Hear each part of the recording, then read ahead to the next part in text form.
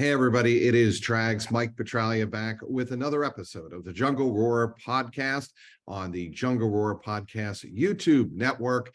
I am back with Jay Morrison of The Athletic, covering the Cincinnati Bengals and all things NFL as it regards the Cincinnati Bengals. And that has been certainly the case this week as the NFL announced on Thursday night that a plan had been put forward to handle the contingency of the Bills Cincinnati Bengals game being canceled on Monday night due to what happened to the medical emergency regarding Damar Hamlin on the field. The game has been canceled. It will not be made up, but as a result, it's turned some of the playoff scenarios into chaos and into flux. And here to discuss that and kind of break it down and get his perspective on things is Jay Morrison. Jay, welcome. How you doing? Great, Trags. How are you? Well, I think both of us, and I think everybody associated with covering the Bengals this week, will be happy once Sunday gets around to get back to seeing a football game being played. And I might say, Jay, and I think you agree with this, very grateful that a game will be played on Sunday, given what we witnessed on Monday night, because after what happened with Damar Hamlin, I think if things had not gone as promisingly well as they have in the last 48 hours, I don't think we would be having this discussion. No, I that was kind of what my thought was earlier in the week, is if he doesn't show any sort of improvement or God forbid gets worse, I don't know how they could have played games this weekend. And now you wonder about that, because it seems by canceling the Bengals game, it feels like the NFL had no interest whatsoever in pushing back the playoffs. But I don't know if there was pushback from the players union. And so, I mean, even yesterday when they found out about the progress, some Bengal players were still saying they're still not right, and it's still going to be hard to go out there on Sunday. And had there been a league-wide kind of a swell from the players that they don't want to play, that they could have forced the NFL's hand. But you're right. I'm just grateful that there is going to be football, that Damar is improving and communicating. And as far as being happy, I'm not waiting until Sunday. As soon as we get to about 4 or 5 o'clock today, I'm going to have the happiest happy hour ever, because it has been a long week. I do not think you are going to be alone, Jay. I can assure you, you will not be alone. But I also think part of the thinking of the NFL, they were not about to put the Bills and Bengals back on the same field at that spot and resume the game. I just don't think they had any interest in revisiting that, scenario at Paycor Stadium. I think they were like, look, we're not going to push it with these players. They are in kind of an emotionally fragile state, and very understandably so, given what they witnessed on Monday night. And I think the NFL in that regard did it well. Let's get to the tiebreakers, though. I do have a problem, and I promised everybody, I told everybody it was an act of God. Whatever the NFL decides in terms of the playoff scenarios, you have to live with it. But when I see the scenarios, and I'm going to use the word convoluted, they seem, I don't know if you feel the same way, Jay, but it just seems like if the one that sticks out to me is if Buffalo wins this weekend and Baltimore beats the Bengals this weekend, I should say. If that happens and Baltimore and Cincinnati play in the playoffs in the first round, in the wild card round, a coin flip will determine home field. Are you good with that? Nope, I don't get that at all. And the main thing is, I'm a firm believer, and I said this on our podcast last night. I created a fantasy league in 1992, and I was smart enough to put a provision in there that no rule changes in the middle of the season are possible unless it's 100% agreed upon the owners. That's what's happening here. It's a written rule that if a game gets canceled, you just go by win percentage. And now, right, 8 days before the playoff starts, they're going to change the rules. Forget about how they're changing them. It's the fact that they are changing the rules this close to the playoffs. I don't get that. This won't surprise you, but I started digging through since 2002 and the current divisional alignment. How many teams that won a division got swept that year by a team in their division. And I was surprised. There was 14, and every division's had that happen at least once, except the AFC North, where the Bengals play. And no surprise to you, the AFC East, the Patriots, nobody sweeps the Patriots, Right. especially not in a year when they win the division. My next step, and it took me so long to do this, I haven't got to this step yet, but I want to see how many of those teams finish within a game of first place. Not to make an argument one way or other, just to see how rare this is that a second place team swept the team ahead of them. Those teams finished within a game of first. They didn't get the benefit of a coin flip to see who was going to be home. And maybe they didn't even play in the first round of the playoffs, but it's such a weird situation. I don't understand it. On the other hand, part of you says just beat the Ravens. If you're a 7-point favorite, if you can't go out and beat the Ravens, who at best are going to have their second string quarterback, maybe their third string quarterback, then maybe you don't deserve the home field. But my issue is more so with the league changing the rules midstream. Yes. I think that's a very fair point.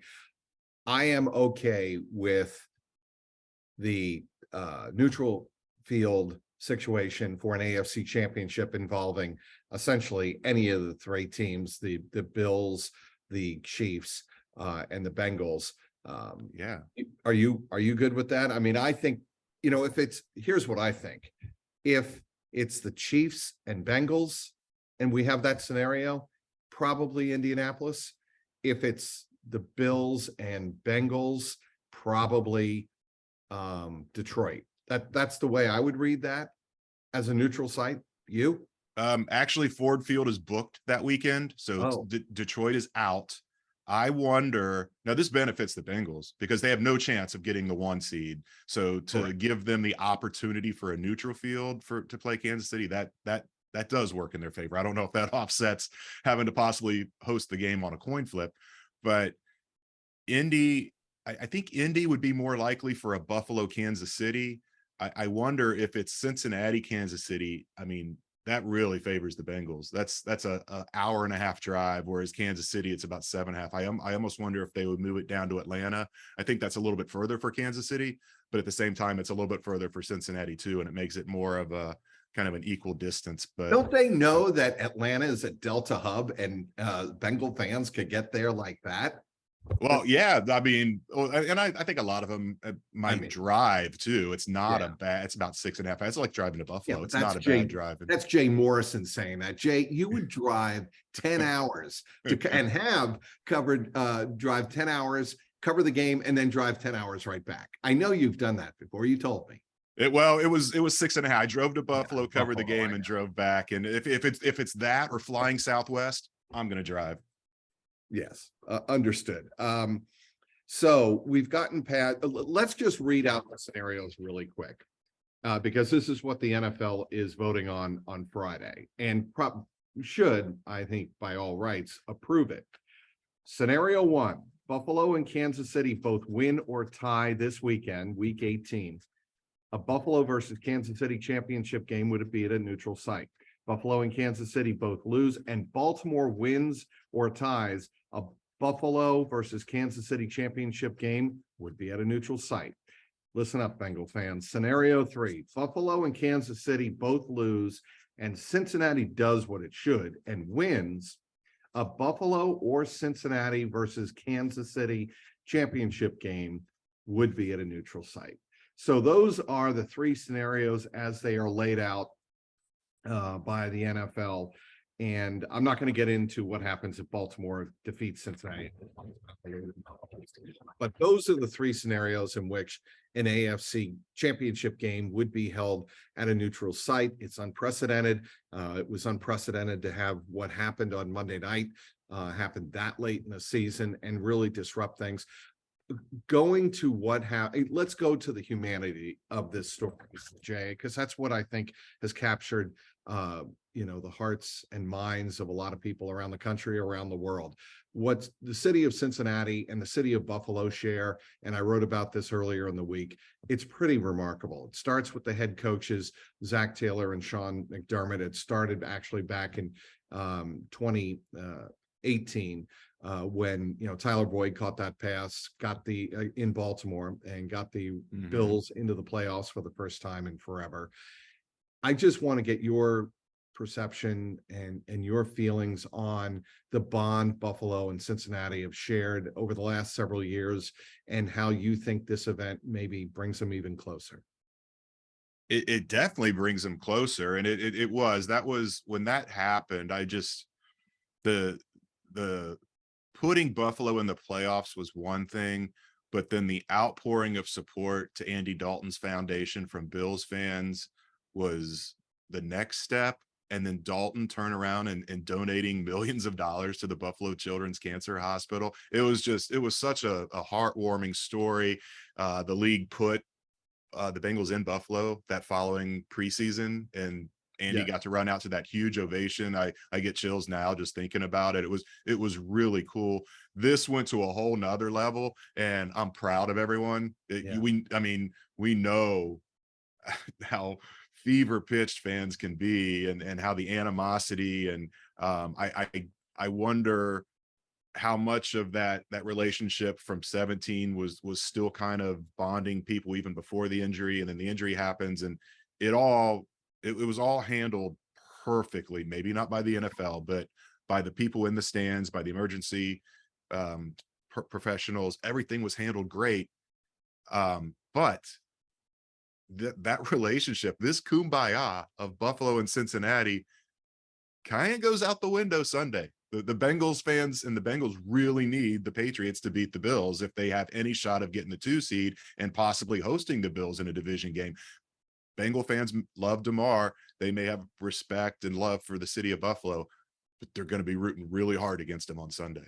So let me ask you, where does the functional compassion for the city, obviously the Damar and his family, where does that end, and where does that pride and passion for rooting for your team pick up? And the reason I asked that question is I think a lot of fans are going to go into this weekend thinking, well, the Bengals have the playoffs made, I'm still going to root for Buffalo and blah, blah, blah. I'm just curious to get your sense on where you think there might be a line of demarcation there.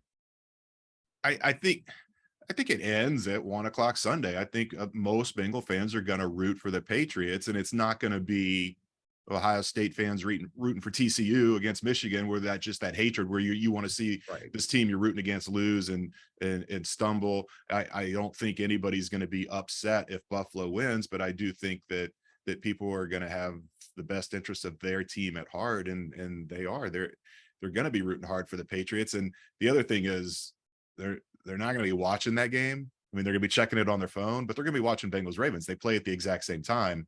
So I think people will love Damar forever. And I hope he is able to play again. And next year, because of this decision, because they've canceled the game, that locks in a Bills at Cincinnati game in the regular season next year. And I hope he's able to play in that game and get the kind of reception that we all know he will get, regardless of what happens in the playoffs. Even if the Bills and Bengals play in the playoffs and the Bills beat the Bengals to advance and knock them out, there's still going to be a ton of love for Damar the next time he comes back to Cincinnati. Jay, I've covered a lot of locker rooms, obviously, in various sports. So have you. I have never covered a locker room where I felt the players so genuinely connected with each other and so at peace and enjoying each other's company the way I have felt about this Bengals locker room this year, and to a large degree last year as well. I think it was a big contributing factor on the run late in the season, in the playoffs to the Super Bowl. But what I've seen from the team this week and how they've handled everything, and how Joe Burrow and DJ Reader handled things on Wednesday, and obviously Zach Taylor, the natural leader of the team, handled it, and his messaging, and the way T. Higgins and Tyler Boyd handled things on Thursday, it really left a mark on me in a very positive way. How about you? Yeah, I mean, you could tell how connected this team was last year, but it was anecdotally. I mean, we didn't get to go in the locker room, and so it was through stories from guys and talking to guys at podiums and on Zoom and that kind of thing, and you see it firsthand now. And I just think, it's a cliche, but teams are kind of a product of their head coach and their leader and Joe Burrow. And both of those guys are people first, compassionate guys. And it just filters through that entire locker room. And it's heartwarming to see. And you wonder, if they were 4-11, and would it be the I same? mean, But naturally, I'm sure there wouldn't be as much camaraderie and right. relax, and guys wouldn't be having as much fun. But I think because they realize they're an outstanding team with great Mhm. leaders, that combination, I Yeah. think really makes it the experience that it is being in that locker room day after day. Yeah, and I mean, incredible leaders, because it's not just Burrow. I mean, Mike Thomas, if anybody's ever had a chance to listen to the podcast we did with him, he's a special teamers. A lot of Bengal fans may not even be aware of him. He's an incredible human being. Ted Karras, Yes. DJ Reader, all these guys are just just great people that you would want to have dinner with and get to know off the field if they didn't play the game of football. And compassion is a lot of times lacking in this sport, and there's no shortage of it in this locker room. I mean, it has been a joy to cover this team. And people do ask, and I have fans ask me, I've heard fans wonder about that. Does that really matter?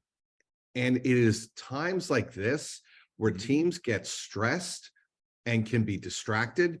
It does matter because players know they can lean on one another.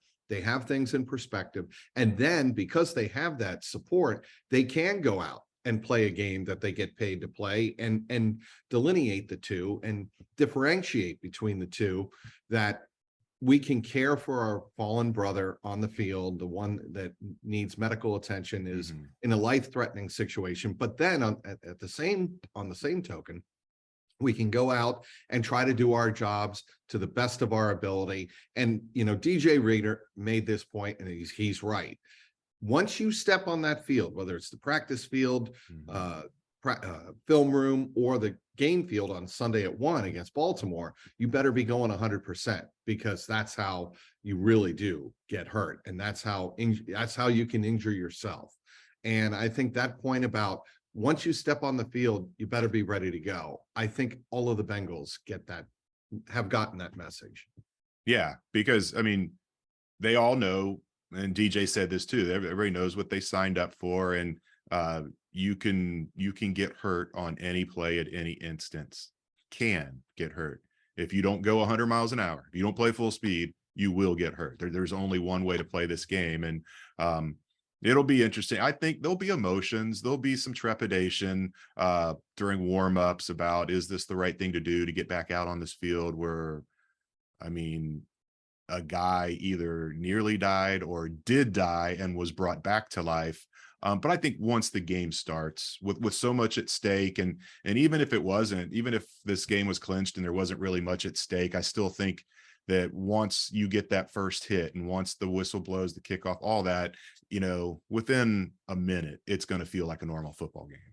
The encouraging sign to me was on Wednesday, even though it was a walkthrough, it was not a practice. Mm. I saw, and we both saw, full attendance at Paycor Stadium for that walkthrough. That indicated to me that the players understood that getting back on the field was one way to start healing and doing what, I mean, everybody's going to have their own perspective around the NFL. And I respect that. I understand that. But when I saw full attendance, that gave me an indication that the players are ready to at least trying to go about approaching playing again. Absolutely, because there's a lot of guys on this team that could have asked for a vet day. No way Zach Taylor says no. And none of them did. I think they wanted to be out there for themselves to try to get back to normalcy. They wanted to be out there for their teammates and their brothers. And I agree with you. That was a good sign that it was 100%. It was the same thing yesterday, 100% yesterday. And, I would assume, we don't know the extent of Eli Apple's neck injury, but that's the only real one that could possibly be out today. What do you think about Sunday? I know you mentioned earlier, the Ravens could be down to a third string quarterback, which is kind of similar to what happened in the next to last game of, or I should say, the game before the Chiefs game. So that would be the third to last game of the 2021 season when the Ravens were incredibly shorthanded. It kind of has that feel again this weekend for Baltimore coming into Cincinnati. Yeah, I mean, last year was the defense that there was just a bunch of backups and practice squad guys, and Burrow lit them up for 525. That defense is healthy and it's good. It's really, really good. They have been susceptible to the run the last few weeks, but that's because Calais Campbell was out. He's back now. So it almost feels like 20 is the magic number. That if the Bengals can get to 20, I don't think the Ravens can get to 20 on the Bengals defense. It sounds crazy to think, can this Bengals offense, as great as it is, get to 20? But Right. again, that Ravens defense is so good. I mean, since they played in week 5, they're number 1 in the league in points allowed, number 2 in league in yards allowed, and for the season, they're top 3 in third down percentage defense and red zone. I mean, they do everything so good, but it just, the role that this Bengals offense is on. I mean, that Bills defense was really good, and it looked like the Bengals were just going to go through them up and down the field. They did on the first drive. They were on their way on the second drive when the Damar incident happened. So I think the Bengals will be able to move the ball and score enough and eclipse that 20 mark. And I don't see any way the Ravens get to 20. Unlike any week, Jay, that you've ever covered the Bengals or any sport this week. Yeah, I would have to say, just because the injury itself was so unprecedented. I'm trying to rack my brain and think if there was other. I If wasn't. anybody has perspective on that beat and history, you do. Yeah, I mean, I covered the team casually in 2001 with the 9/11, but I wasn't there every day like I am now. I've only been doing that since 2012, and so since I've been on the beat, this is my 11th season. Absolutely, this is the most unusual week that we've seen. When COVID started, that was kind of weird and different, but you got used to it. I hope Right. we don't get used to what this week was. I hope we never have another week like this for everyone's sake. Amen. He is Jay Morrison, does a great job covering the Cincinnati Bengals for The Athletic, a phenomenal job. And as you have just heard for the last 25 minutes, has incredible perspective, both on and off the football field. So Jay, thanks so much for joining us. Hey, thanks for having me, Trags. You bet. He is Jay Morrison. You can, of course, follow him on Twitter. Follow me on Twitter at Trags, TRAGS. Jay, give your Twitter handle. Just, I don't want to get it wrong. It's my full name. It's at JAY Morrison and then ATH, at Jay Morrison, ATH. There he is. And you can follow me on Twitter at Trags, as I just said, TRAGS. Also, click and subscribe on the YouTube link on the JungleRoar podcast page. Want to hear all of your comments, good, bad, and indifferent. He is Jay Morrison. I'm Mike Petralia, Trags. Thanks so much for watching this episode and downloading this episode of the JungleRoar podcast.